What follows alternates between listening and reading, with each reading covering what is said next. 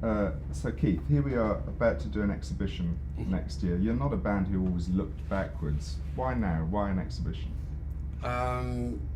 Well, there's a lot more of it than there is. Do you understand me? You know, this goes in the nature of life, and also there's some incredibly interesting things that go along with the Rolling Stones. And it's not necessarily the members themselves, but all of the bits and pieces and technology and instruments and stuff, the things that have passed through your hands in that time are very interesting, at least to me, because half of them were stolen. So that's a good question. You're going to have to make some choices. I imagine you have hundreds of guitars. How are you going to make the choices of what guitars went in? Why are some more special than others? I suppose you could relate, maybe one or two guitars to certain sessions, and that was on Gimme Shelter. That was on, that have special meanings to me, mainly because the one I played on Gimme Shelter, just as we were on the tail out, the damn neck fell off. And the thing fell in half in my hands, but we had finished enough of the song, so you didn't have to hear that. But I had to, it's the most amazing feeling, is to be playing an instrument and it suddenly disintegrates in your hands. I've no doubt it's kind of like, a soldier and the barrel falls off, it's like, whoops. So, I suppose there are certain guitars that I can relate to certain incidences and stuff, but otherwise, that to me, they are still just working machines, I don't bow to them, pray, not very often. The Stones have, of course, are about the music, but they've always been about more than that. They've been about clothes, the style, the performances, the films, all those sorts of things. The ghastly accidents. And the accidents. So when you started wearing all these clothes, when was the difference between what you wore on stage was what you wore off stage? Whenever did you make that conscious decision? For me, I never made that decision at all. I always wore what was at hand because I knew it was great. And this the kind of bad boy image that everyone knew the Stones about at that period, that was not a contrived thing, that was just how it happened, or how conscious were you of it was that? the perception of other people. I'm actually very good. And you fit me into a role, I'll play it. So, all of that clothes, I'm famous. I steal clothes from other people. Brazen that if I say I like that shirt, and I forget the guy actually feels obliged to give it to me, and no, I didn't really want to take the shirt off your back. If I like something, I got to say so. And I accept gracefully and wear it until it drops. Queen Victoria used to do that famously, and nobody liked her coming to stay with them because she'd say, "Oh, that's a very nice." That's probably why I'm not getting a lot of invitations.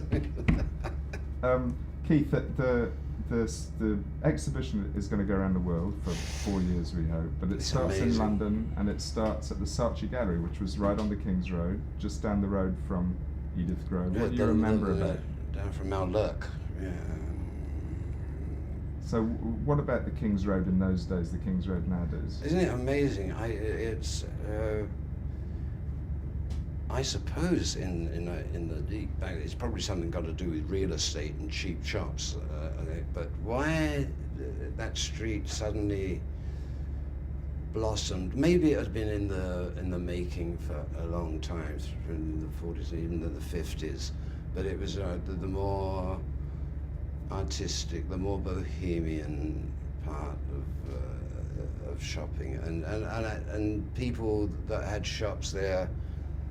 They're usually their own shops. They were designers, Mary Quant, Michael Rainey, and it became, you know, a very comfortable place to live because everybody was doing the same thing.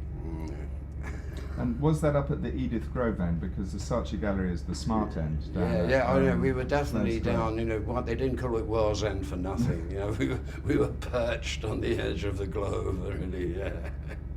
So here's a kind of desert island disc question. You're going to have a lot of interesting stuff in the exhibition, but what are 3 great things you could imagine having in the exhibition? I'd like the police record of Constable framed, and his criminal record too, because he was a pain in my ass. And you know, just little things like that. And I'd like my dope back. You get given the chance to curate an exhibition by somebody else. It can be anybody. It can be a musician, a dancer, this or that. Somebody you were interested in. Who would be an interesting person to make an exhibition about, do you think? Nostradamus, maybe.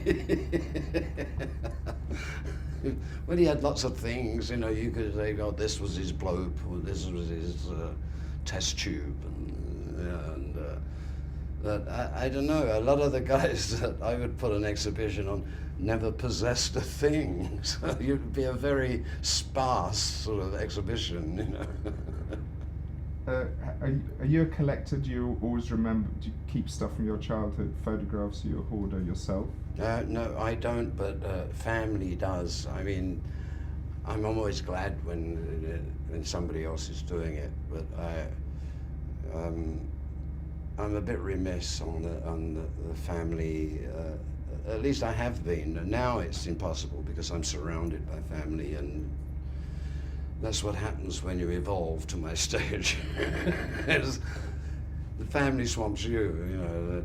But some of the pictures are like my early days, because I get interested in what's in the background, you know.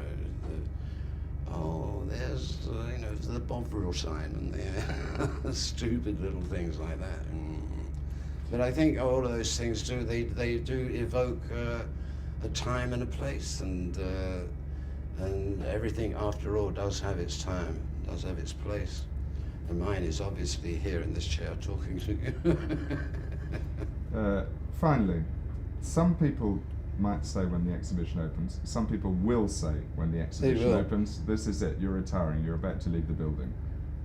You might have a view on it. Yeah, how many times have they said that about every tour since 1975, I think, let alone my book. When my book came out, they took that as a definite sign from above that like he's calling it. Why, you know, what's the interest in it anyway? I mean, if anybody should be interested in when we're going to quit, it should be the Stones, and they're not particularly interested in that. Great, perfect answer. So one more thing, Ronnie, we're going to ask a question about Ronnie because I want to put up on the website that Ronnie, well, I'll ask the question. So 40 years ago tomorrow, Ronnie Wood performed on stage in Baton Rouge, Louisiana, for his first performance with the Rolling Stones. He did indeed, yeah. It's 40 years later. What can you say about Ronnie Wood? Well, in a way, I'm looking forward to, well, not another 40, but you know, many more. But I've enjoyed playing with Ronnie. Even before he joined the Stones, I'd been working with Ron, and always enjoyed playing with him. So when the slot arrived for sort of, it was almost as if it was predestined that Ronnie should join the band. I know he feels the same way, because he told me that when he was just starting out, he saw the Stones, he said, I'm going to be in that band.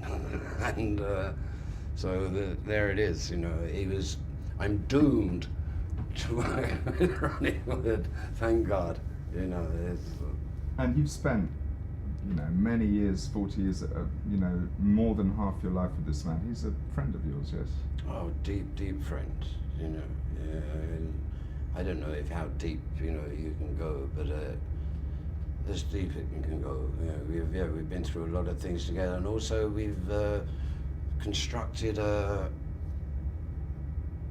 which is very difficult for Ronnie, particularly. You know, the Stones had already been through a couple of lifetimes already before he joined, and then to and make a third sort of Rolling Stones. And after all, I've worked with Ronnie longer than with anybody else in the Stones, you know, apart from Mick and Charlie, of course. But I mean, guitar playing wise, and. Another is still always interested in, like, you know, another lick, another thing here. We, you know, amongst guitar players, you know, you sort of you talk shop a lot, and you know, but I love his enthusiasm above all. Cool. You happy with that, everybody? Amazing. Yeah, that was great for me. Great. Okay. Thank Actually, it you. was better than great for me.